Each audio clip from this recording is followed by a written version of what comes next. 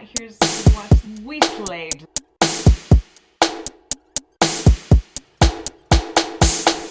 Get ready, it's the new edition. Your favorite morning meditation.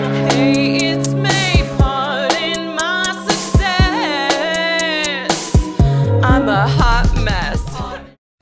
Hi, I hope everyone had a lovely Thanksgiving.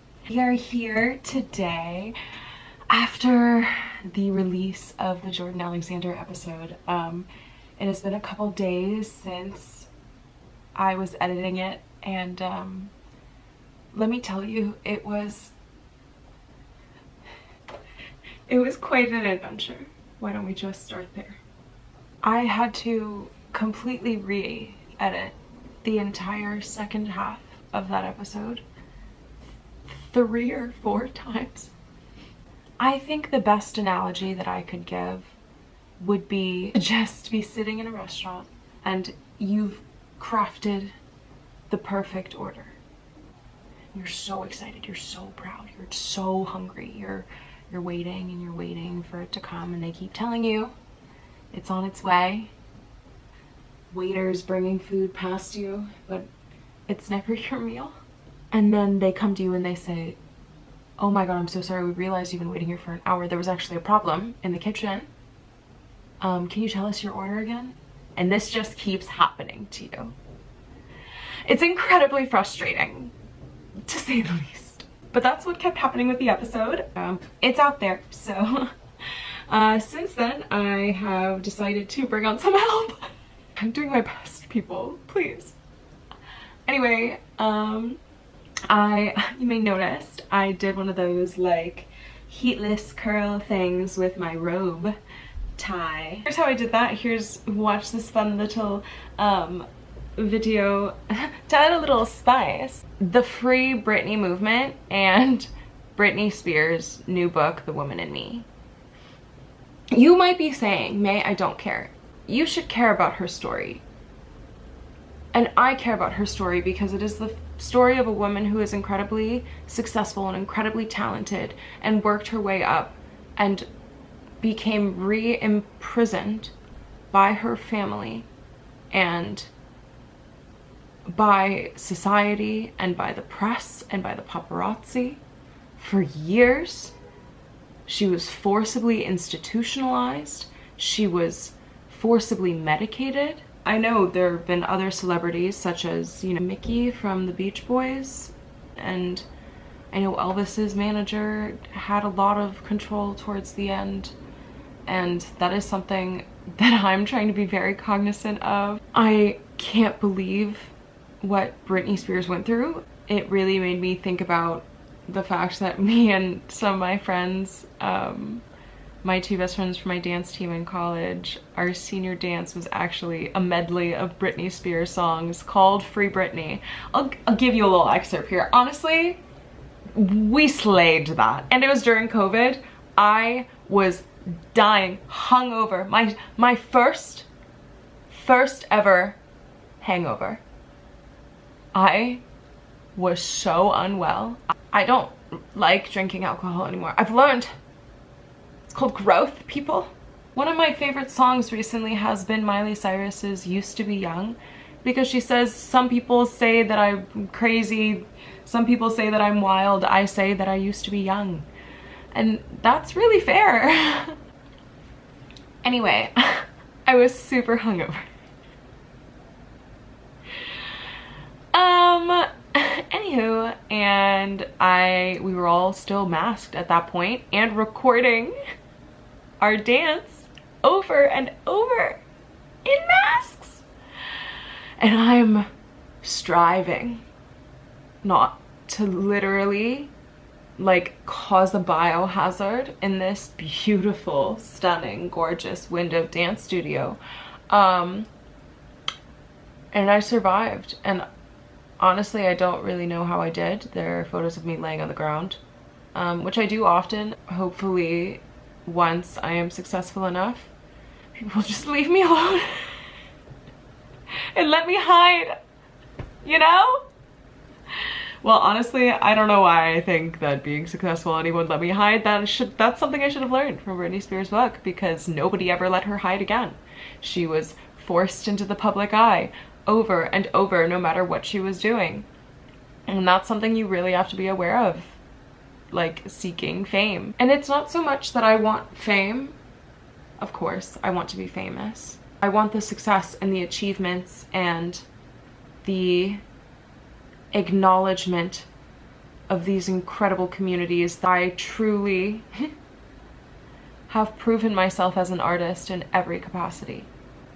EGOTing isn't about the awards, the recognition from the communities of people that I respect and who I hope will respect me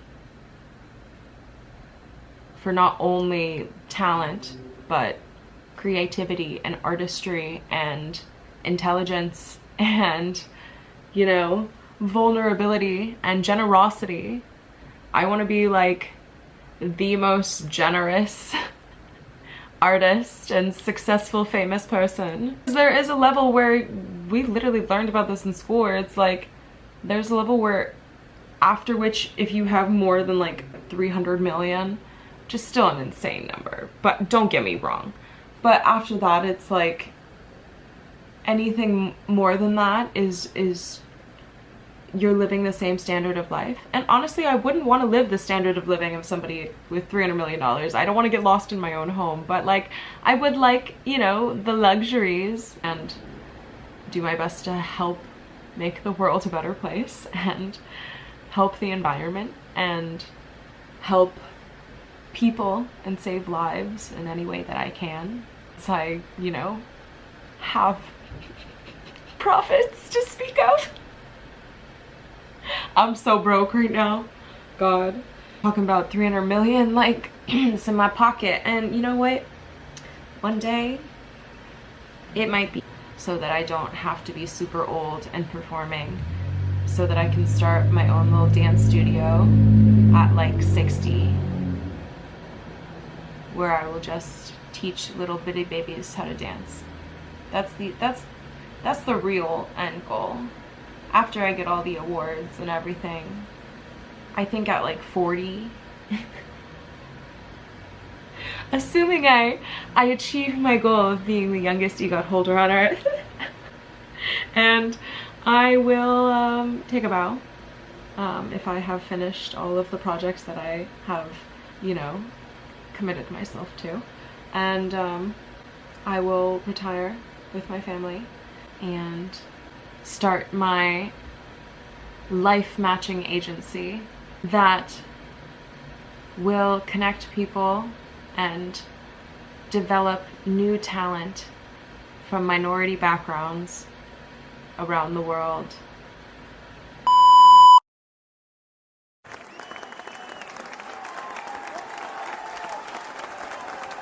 Alina Gomez, welcome to Pardon My Success. Thank you for such a warm welcome. Everybody, this is my baby, my bestie, my sweet pea across the ocean, Alina. We went to college together at Boston College, and weirdly enough, we only met senior year, but the moment we did, it was like, oh. It was an immediate trauma bond. Yeah, immediate, just, After a long day, May was sprawled on my couch, yeah. and she said, "Sit down because I've got something to say." Have I got a story for you? Yeah, that's exactly what happened. I sat. I said, "Okay." She said, "I'll sit down." Yeah, no. But you were my love, my support system through that senior year. And then it was about that could not be broken. And even though you abandoned the United States and me for Spain, so quickly. That same year I left. You were like, a couple months bye. Later. Yeah, I think like I was kind of, I guess, prepared for it, because I feel like the first time we met, you were like, I'm trying to go to like the Peace Corps, and I was like, oh. I wanted to do that. I completely forgot about that because it's not on my radar at all. But I wanted to do Peace Corps. Then I went through my law school phase. Yeah, I remember that. She took the LSAT. Put in the work. That was really crazy. Oh, How did you end up doing Did you do well enough to like apply to law school? Yeah, yeah, yeah. I had paid for like CAS, which was like the application system to apply to all law schools. I was working on supplements. I was working on my personal statement. And then I had this moment like where I randomly thought, I'm not ready to like keep going to school. And I felt really burnt out. And I thought, I want to travel. I want to go abroad. And so I applied for Fulbright. And I wanted to go to Indonesia because I wanted something completely different from the Yeah, I US. remember that. You wanted to live on a dirt floor in Bali. That's what I said. Yes. And and then I got really far in the process, but the program was canceled because of COVID, because it was still like around that time. And Spain was always my backup plan. And Yeah. then yeah, I thought I was going to be here a year, and now it's my third year. And so I've That's been, so crazy. uh, but this How will be long? my last. It's your last year officially. And then when are you coming back? So the plan is to go back to the US around September of next year. And then I want to finish out the year there, like visit some people, you go to Chicago, go to New York, stay in Miami a bit. And then like next year, like 2025, but I'm like chronically future oriented. So this is something I've Hmm. thought about for a long Real. time. I want to, so it depends on work. My dream is to have a remote job and get a digital nomad visa somewhere in Europe or somewhere in Asia. But I'm planning on going to Indonesia and Thailand this summer. So I want to test the waters there, see how I like it, and then maybe go back there next year Oh and my live there. gosh. But my goal is to travel, but I want to, like, I don't want to be like hopping around month to month in a different country. I want to stay somewhere at least like 3 to 6 months, maybe even a year, and really get a feel for the place, get to know it, and then decide to move, decide to stay, and try out something new. But I want to feel like stable everywhere I go. I don't like the whole idea of like it's I don't want to be like hostel jumping and like backpacking. No, Yeah.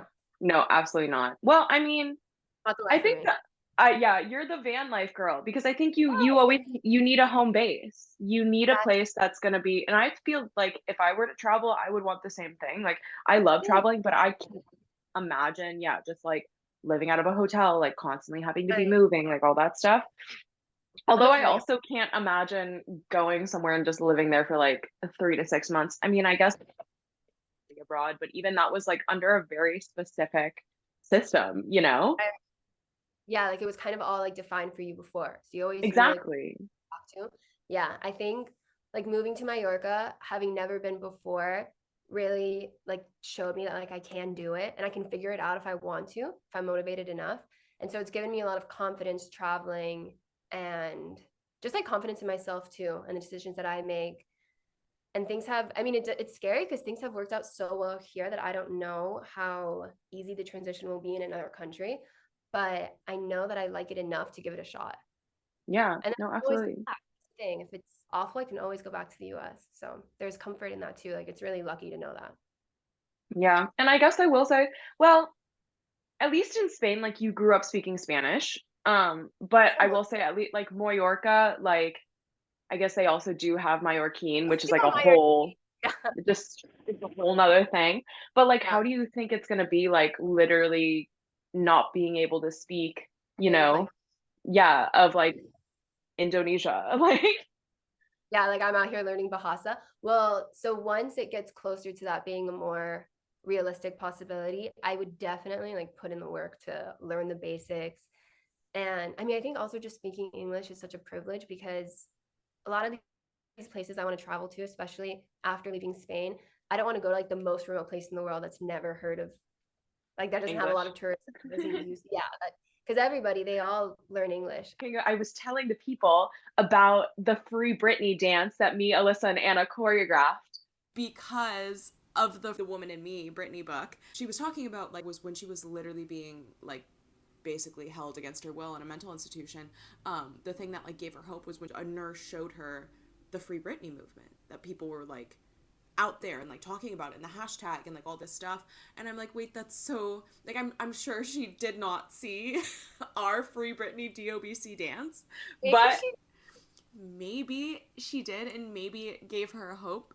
Uh, You're gonna like find yourself in like the fine print in the acknowledgements. No, like literally, you recall the times of me, Alyssa, and Anna choreographing in the living room. Like our living room, yeah. That's actually how I know Alina, is that my best friends from dance were her roommates senior year. And so I was there all the time and just like showing up and inserting myself. But she was an incredible squirrel. I She was a was an squirrel. amazing squirrel. We were great squirrels together and it was beautiful. Some were very deep with Luke's Amazon receipt for Oh like yeah. 20 sexy squirrel costumes. Yeah. No, like literally. Not the He said sexy this squirrel Jesuit costume. institution is gonna start an investigation.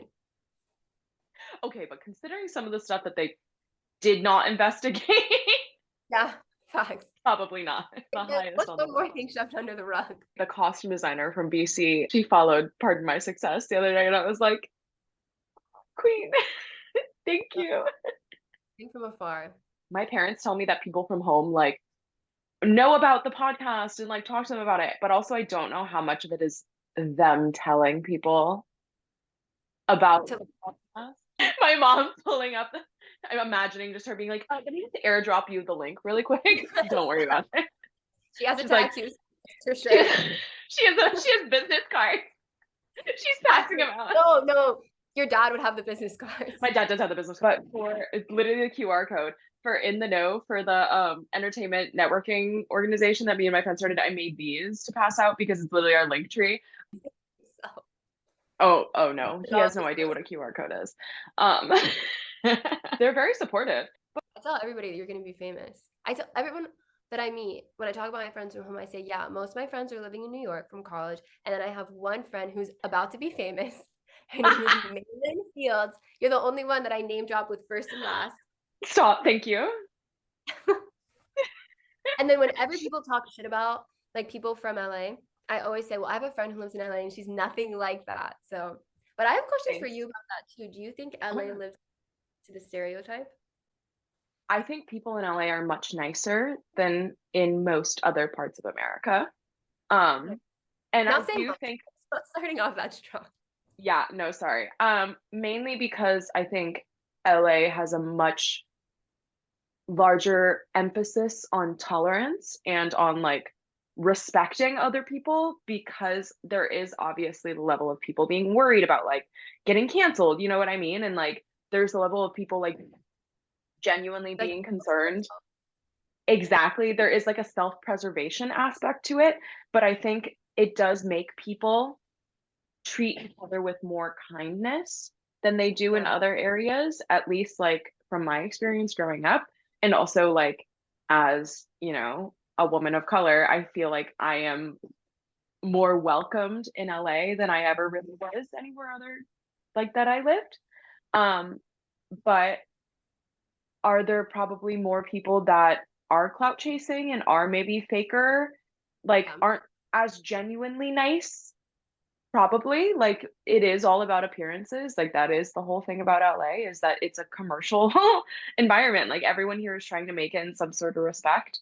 Um, but I feel like the really hardworking people that I've met here are some of the most genuine, kind, amazing people and are a lot like me, where they came here because they have a vision and they know what they want and they're working on it. And like we're all trying to basically just work to create this dream together. And I Like think you're all that's really bonding beautiful. with the same kind of Yeah. yeah, Yeah. it's really But of unique to us. course, there are also Nepo babies and plenty of incredibly entitled, incredibly rich people. But there are also a lot of like really, really wealthy people that are very generous and very kind. It's a mixed bag. I feel like that's everywhere you're gonna go, but I love it here. I really do. Oh, that makes me happy. All right, we have less than a minute left. That's But I love crazy. you so much. Thank you so much for coming on today and dealing with all of the technological frustrations that you didn't realize you were going to have to be dealing with because I didn't tell you about them. I apologize as well. I apologize to the listeners.